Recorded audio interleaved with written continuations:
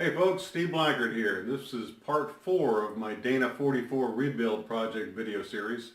I know it's been about a week since I've done anything. I've been down with a bad back for a little while, but I got back to work today, actually last night, and started tearing things apart, so I wanted to show you where I'm at. I've got everything torn down now that I need to. As you can see, I've got just about everything laid out here. A couple things I want to point out. Well, if you recall, I said I've got some pitted teeth on the pinion gear, so I need to replace the ring and pinion gear. Still working on that. But to do that, I need to go ahead and get the ring gear off, and I'm going to be putting all new bearings in it, so I will need to remove the carrier bearings. So the carrier bearings, I've looked at a number of videos and how-tos and things, and they can be very tough to get off. They're often, people pull the the cage off and then cut the race and split it with a chisel, or if you get a very expensive clamshell puller to pull it off. But ideally you want to keep those bearings intact so you can use them for fit-up bearings, because there's so many shims. There's shims all over this thing, and when you reassemble it, if you're changing things out, you're going to have to readjust the shims, and you don't want to have tight bearings on there. You got to pull back on and off, back and forth several times. So I'm going to take these old bearings and I'm going to take a Dremel, and the pinion bearings on both sides, I'm going to grind out the inside a few thousand just so they'll slip on easily, so I can use them for fitting up. And same thing for the pinion bearings.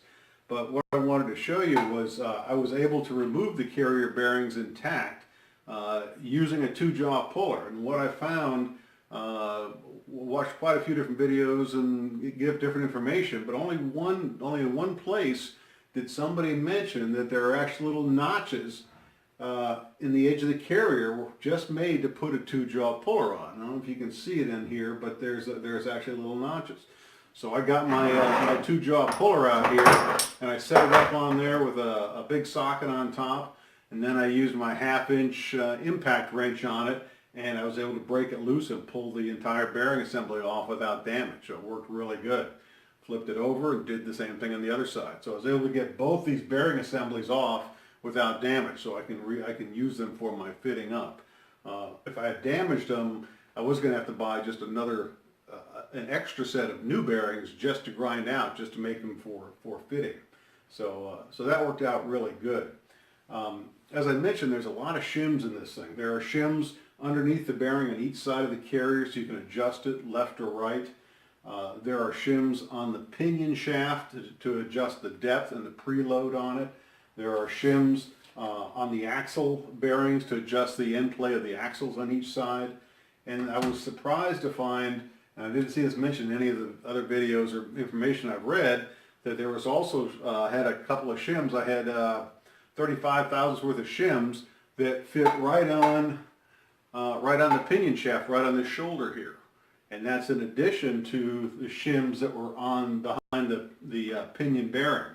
So it was shimmed in 2 different ways. So that was something I didn't expect to see, but I've recorded these. All the shims I've taken out, I've cleaned them carefully. I've recorded their sizes and where they came from and bagged and tagged them, so I'm ready to go back together.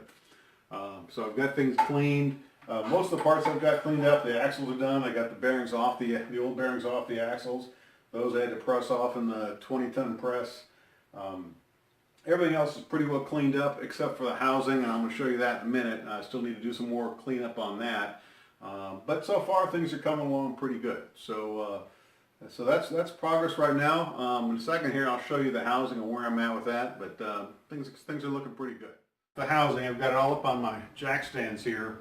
I've got it cleaned, everything out of it, but it's still mucky inside. You can see all that black goo in there, so I've got my work cut out for me to get this thing cleaned out, but I want to get it as clean as I can on the inside.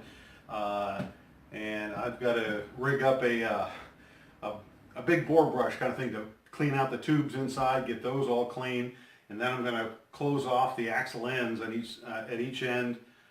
And then I'll once I get this clean, I'll put the cover back on and seal it, and that way it's all ready to clean on the outside. I'm not sure yet if I'm going to sandblast it or wire wheel it and use a needle gun on it to get in all the nooks and crannies, but I'll get it all cleaned up and painted and then be ready to go. So So that's where I'm at. This is finishing part 4 of the rebuild video.